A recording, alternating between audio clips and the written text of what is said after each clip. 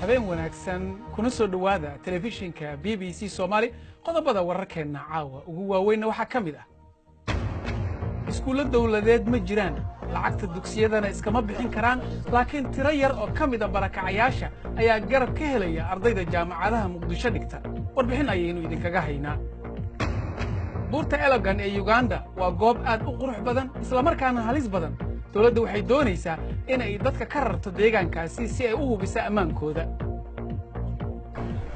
markaasina waa ka hele abwaani nooca gaariya wata ku istaabi laakiin nooc dhugeynayo waay ka heli arrimaha taagan iyo saamaynta ay ku leedahay noloshooda waxa socda ayay si maad ah u sheegaan Somali React waa dhalinyaro majaajilistayaal ah oo bar YouTube-ka ku leh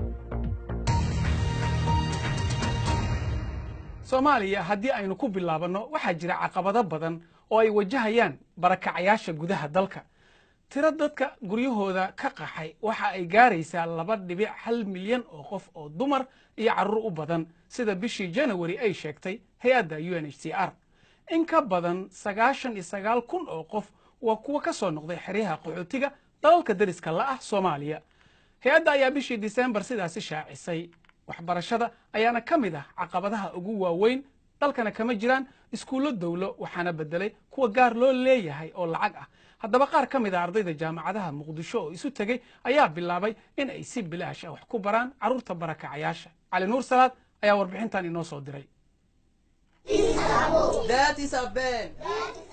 waa tiro yar oo kamid ah carruurta barakacayaasha ah oo aad u nasiib badan wax qorista iyo akhrinta ayaa halkan lagu baraa taas oo ugu yaraan carruurtan u suurta gelinaysa in ay wax bartaan hadda ilmahaneetii hadda oo shanta meesha dhiganayaan dhaqaalo waay laba kamid ah ayaa hadda ani iskuulaadkaneetii sanadkan kuwa dhameeyay ah oo wax maalayaan kuwa kalena haddana oo hadda inta ay ka baxaan oo aan si rajeyno in la igu caawiyo ma fiican inaan ka helo aan rajeynayna lacagaan u waayo ma ahan waxbarasho dhammaystiran waxaana fulinaya aayadoon waa urur aysan cidi taageerin oo ay ku midaysan yihiin qaar ka mid ah ardayda jaamacadaha Muqdisho wax ka barta oo isugu yimid in ay caawiyaan carruurtan baahida u qaba waxbarashada hadduu qofka guri oo ku nool yahay haysto ama oo kaam ku nooleen qofkaasi wuu awoodaa inuu maaragtay goobaha waxbarashada siyaabo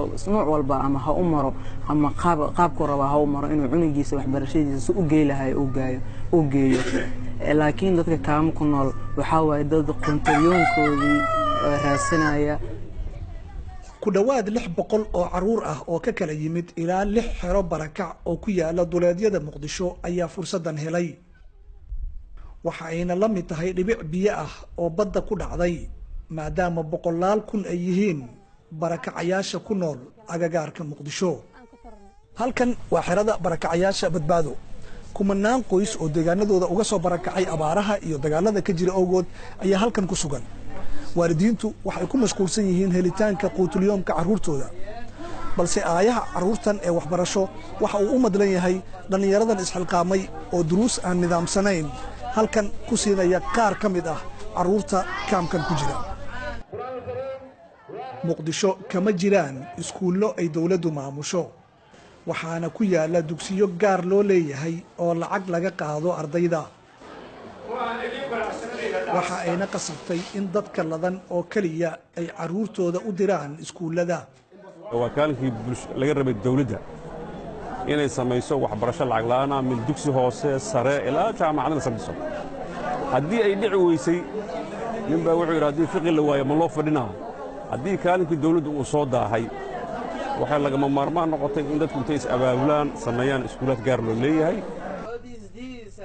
waa fursad dhif iyo naadir ah in carruurta barakacayaasha ah ay helaan waxbarashada asaasiga ah balse su'aashu waxa ay ka taagan tahay sida uu ku sii socon karo mashruucan uuna ku gaari karo tiro ka badan tirada iminka ka faa'iidaysanaysa Cali Nuur Salaad BBC Muqdisho faahfaahin dheeraada ku saabsan warbixintan iyo kuwo kaleba waxaad ka heli kartaa bogga BBC Somali adigoo mobilkaaga ka gelaya. bal markana aynu eegno qodobo kale oo ku jira wararka maanta. magaalada Tripoli ee Liibiya ugu yaraan 12 qof ayaa ku dhimatay qarax uu fuliyey qof isa soo miidaamiyey oo beegsaday xafiisyada guddiga doorashooyinka. mintidiinta uu ka mid ahaa qofka isqarxiyey ayaa markii hore rasaas huwiyey goobta inta aanu qaraxu dhicin. xubin ka mid ah ciidanka ammaanka iyo guddiga doorashooyinka ayaa la xaqiijiyey in ay ka mid yihiin dadka goobtaasi wax ku noqday. Itoobiya ayaa heshiis la gashay dowladda Djibouti oo ay saami ku yeelanayso dekedeeda. 95% waddanka waxa uu dhoofiyo iyo waxa uu soo dego ayaa halkaasi mara. inta uu saamiga la egyahay ayaan weli caddayn. Djibouti ayaa sidoo kale taa beddelkeeda saamiye ka iibsanaysa shirkadaha Itoobiya ugu waaweyn. Morocco ayaa sheegtay in ay xiriirka diblomaasi u jaraysa Iran oo ay ku eedeynayso inay taageerto dhaqdhaqaaqa xorriyadoonka galbeedka Saxaraha ee Polisario.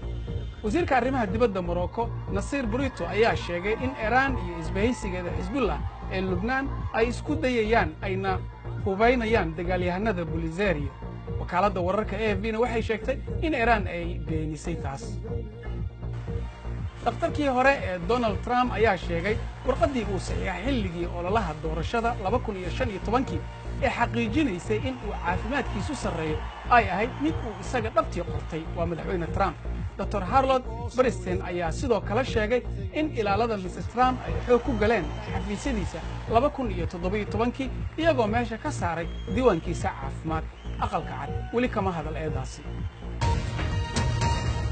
boqolaal dad ah ayaa lagu qasbay in ay guryahooda ka guuraan bariga Uganda kadib markii buur ku dulduntay dhowr tuulo oo ka hooseysa buurta Elgon. waa dhacdadii ugu dambeysay ee ka dhacda dhul ay dawladdu sheegtay in aanay ku habboonayn deegaan. dadka ku dhaqan dhulkaasi ayaa arrinkaasi ka soo horjeestay. maxamed xaraare ayaa inoo haya. buurta Elgon waa buur ay ku tiirsan yihiin dadka deegaanka Begusu ee Uganda. waxay ugu yeeraan buurtii hooyada. hase yeeshee degalladani waxay marar badan sababeen geeri. sannadkii 2010 buurtani waxay ku dulduntay tuulo ka hoosaysay oo ay ku dhinteen dad 300 ka badan. ardadayda 9 ka mid ah ayaa ku dhimatay. buurta Elgon si joogto ah ayay u duntaa inta badan xilliyada uu roobku do'o dhoobaduna jilicdo. waase waxa ay beeralaydu ugu xilanayaan. xukuumaddu waxa ay iminka baaraysaa dilaac galay dhul 40 kiilomitir ah oo isu mara 5 degmo. waxay doonayaan in dadku u guuraan meelo ammaan ah. waxaa jirto caqabado iyo cadaadis dhuleed. waxay taasi sababtay in dadku u guuraan meelo xasaasi ah oo aan ku habboonayn deegaan. waxaad arkaysaa dad degaya buuraha dhaadheer dushooda. waxaan isku dayaynaa inaan ku qancinno inay ka guuraan buuraha. Elizabeth, halkan waa isha keliya ay nolosha ku maarayso ka sokow inay deggan tahay. halkani waa dhulkeena. meel kale ma haysano. waa halkii ay carruurtaydu ku dhalatay. waa dhul aan aniga iyo ninkayga ka helno kharashaadka iskuulka carruurteena. 12 carruur ah ayaan korinaa. iyadoo maalmihii la soo dhaafay dhoobadu hoobanaysay noloshu si caadi ah ayay u socotaa. gurigan waxaa laga dhisay meel dhowr mitir keliya u jirta halkii ay 2010 masiibadu ka dhacday. dhulkan carrasanka ah ee qurxoon waa meesha keliya ay dadka halkan deggan yaqaanaan. waa xudunta noloshooda walow marar badan ay xanuun kala kulmeen. markana wararka cayaaraha ugu waaweyn. Real Madrid ayaa xaqiijisatay markii saddexaad ee isku xigta finaalka horyaalka Yurub kadib markii barbaro 2-2 ay la gashay Bayern Munich. kooxda soo baxda Liverpool ama Roma oo caawa ku cayaaraya caasimadda Talyaaniga ayay is arki doonaan. Liverpool ayaa 5-2 kaga badisay lugtii hore Roma. 3,000 oo booliis ah ayaa la soo dhigay magaalada Roma kadib markii ciyaartii toddobaadkii hore ay rabshado ka dhaceen.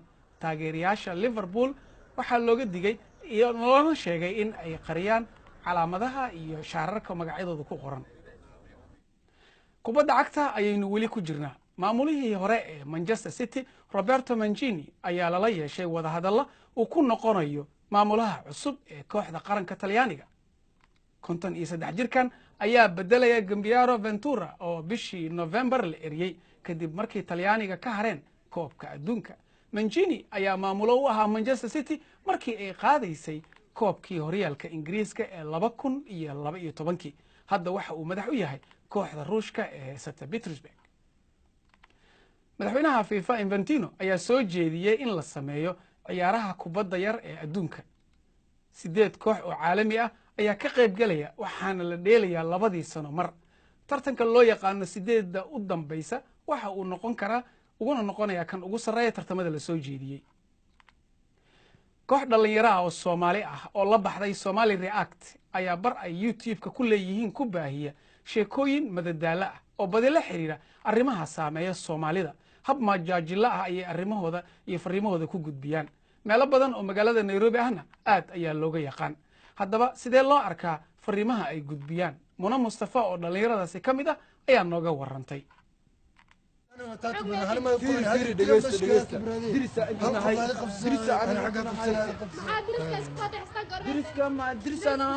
riwaayadaha aan sameyno horta waxa waaye waa kaftanaa qosol majaajilo jaceylka oo kale qayb ayuu ka mid yahay waxyaalo badan oo sidaas oo kale riwaayadooyin badan aan sameynaa dadkana daawado run ahaantii matalan dhalinyaro way iskugu jiraan waalidiin way iskugu jiraan sababtoo ah waalidka laftirkiisa micnaha maanta Soomaalideena waxaan naqaanaa dhalinyarada kaliya wax daawato laakiin waalidka laftirkooda waxay u baahan yihiin wax isku mashquuliyaan saaxiib inta Arsenal taageerin kor ma arkino waa cadaa wallahi laakiin had Arsenal marka aan faas u noqday murug daraadeeda saan uga ka madow murug ay madoweyse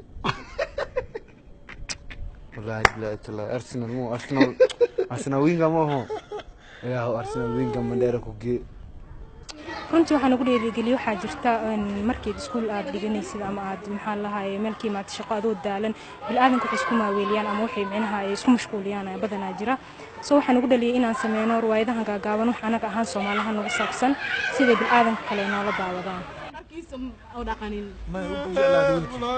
runtii waxa jira fikrada la weedaarsado micnaha fikrada waan wadaagnaa dhammaanteena intaan meel ku kulanno shakhsi wuxuu keenay waxa jirto oo intuu noo sheego aan haaf ka qaadano shakhsi kale wuxuu keenay inaan haaf ka qaadano wixii ideas-ka marka waan wadaagnaa oo isku darnaa saas daraadeed marka wuxuu noo noqonaa wax fiican oo muuqdo oo la daawan karo caqabadahan soo wajaha waxa kamid ah sida aniga camal gabaraan ahay waalidkay inaysan oo galeena jirta inaan micnaha YouTube iyo meelahaas ka muuqdo aan li weydiiyo maxaa ku dooratay YouTube in laga arko maxaa ku dooratay social media in dhex yaacdid waalidiin badan oo dadka aan hooyada ama aabaha u ogaleena jirta marka ani alxamdulillah aan leeyahay sababtoo ah aniga gabar waan ahay laakiin qof walba hobbigiisa ayuu meel walba ku gaari karaa qofka marka haddaad hobbi leedahay oo kale cid wax ka joojin karta ma laha markaasina waa ka hele abwaani nooca gaariyaha wata ku istaabi laakiin nooca lagu weynayo waaye ma ka heli mustaqbalka waxaan hiigsanaynaa ilaa iyo heer inaan gaarno runtii riwaayada iyo waxaas bisna ku koobnaano ma rabno micnaha hadda movie waxaan sameynaa 2 minutes 3 minutes waxyaalo short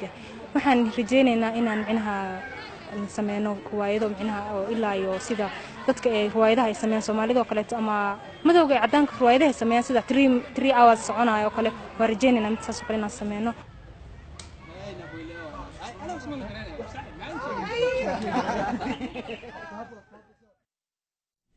ugu dambeyntiina waa kubad lagu ciyaarayo garoonka biyaha oo garoon ay biyo fadhiyaan waad ku ciyaari kartaa sida caruurtan u dhalatay Japan haddii aadan baqayn waxay joogaan magaalo la yiraahdo Nara ee galbeedka Japan waxayna kubadda ku ciyaarayaan dhulka beeraha bariiska ee biyaha leh ujeedka waa in caruurta lagu dhiirigeliyo in ay banaanka ku ciyaaraan oo aysan guryaha ku jirin wararkan iyo kuwii ugu dambeeyaba waxaad kala socon kartaan oo ka helaysaan boggeena bbcsomali.com muuqaallo ku saabsan iyo sawirradeena waxaad ka helaysaan barteena BBC Somali Facebook ha hilmaamin waxaad sidoo kale aniga iyo asxaabtaba nagula soo xiriiri kartaan ciwaankeena Twitter @BBC Somali intaas ayaan ku soo gabagabaynaynaa barnaamijkeena caawa inta aan kulmi doonno habeen dambe waxaan idinkaga tegaynaa nabad gelyo